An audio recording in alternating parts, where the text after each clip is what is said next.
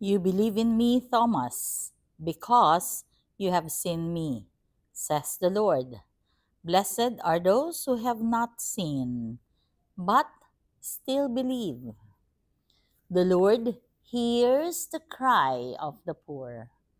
Blessed Thursday, everyone. We praise and thank you, dear God, for another day of life.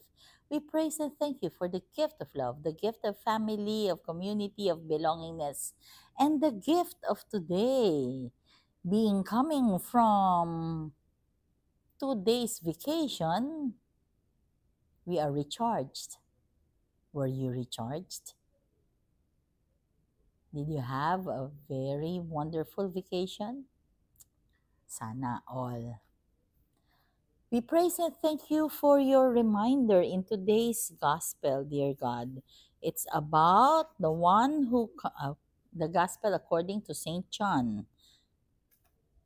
A quick excerpt from this gospel.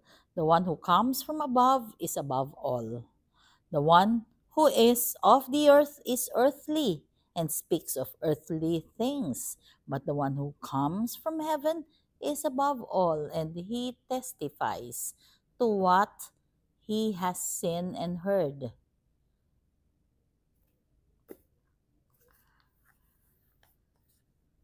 I can testify to God's love, to God's will, to God's purpose in our lives.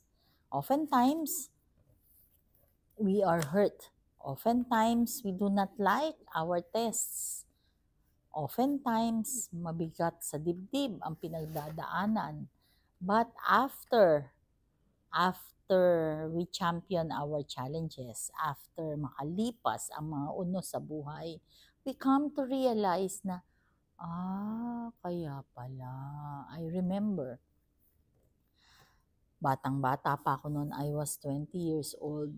Siyempre, merong opportunity for greener pasture. So, si Lorenzo, si June, mag-asawa kami na noon. I was 20. May anak na kami isa. Nag-apply siya sa abroad. So, malapit na siyang matapos dun sa interview, series of interview, mga ganyan-ganyan. And nangangarap kaming dalawa na magiging maayos ang buhay namin. Kasi syempre, at that time, parehas kami nag-aaral. Pagkatapos, wala kaming finances, ganyan. Para hand to mouth ang aming buhay. So, we dreamt of a better life. Pero, ano nangyari? Hindi siya natapos. Hindi na siya natanggap. So, wala. Sabi namin, better luck next time. Ganun talaga walang magagawa. Until, parang barely less than 2 weeks after mangyari yun na parang hindi na siya nakapasa, parang hindi na pwedeng mag-proceed yung application niya, biglang nagkasakit si Madel. Yan na yung sakit na series of convulsion attacks. Yung tuloy-tuloy na yung episode ni Madel, yung chapter ng buhay niya. Sabi ko, paano kung natuloy siya? Kaya pala siya hindi natuloy kasi may plano pala yung Diyos. Siya kasi yung nag-alaga, as in, bla bla bla. Litanya na naman ito, mahabang kwento na naman. Pero, doon ko lang na-realize afterwards na yung Diyos, mas alam niya kasi Kaya nga, ako ay magpapatotoo sa pagmamahal ng Panginoong Diyos kasi from day one, hindi niya kami pinabayaan. Ang dami namin pinagdaan ng unos sa buhay. Hindi ko matatawag na magaling kami. Hindi, kasi wala nga kaming kagaling-galing Pero si Lord, super duper grabe. Lagi siyang nandyan, nakaalalay.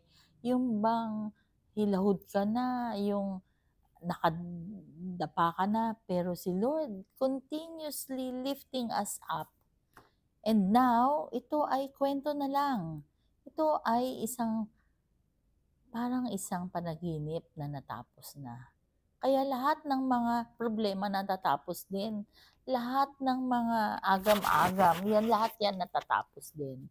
Ang importante lang ay maniniwala at magtitiwala tayo sa Panginoong Diyos na hindi niya tayo pababayaan. Yes, kapatid, hindi tayo pinababayaan ng Diyos.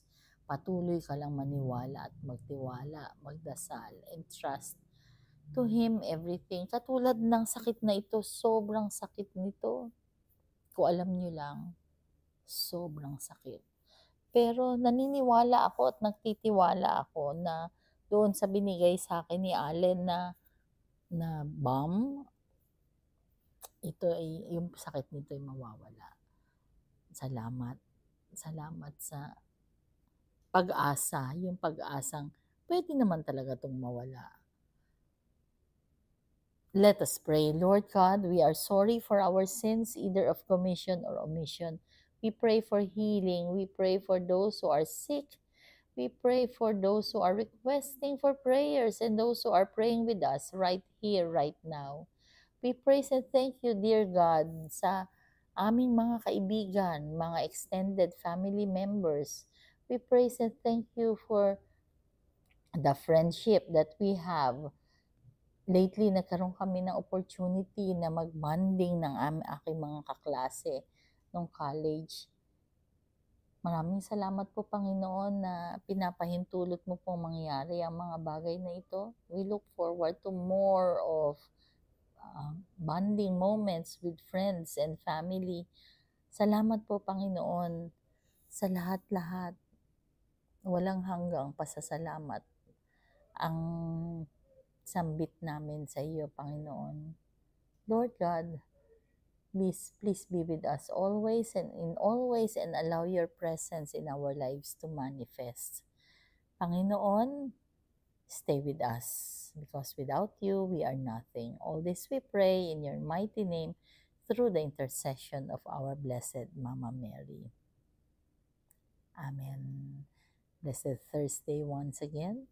God bless us all.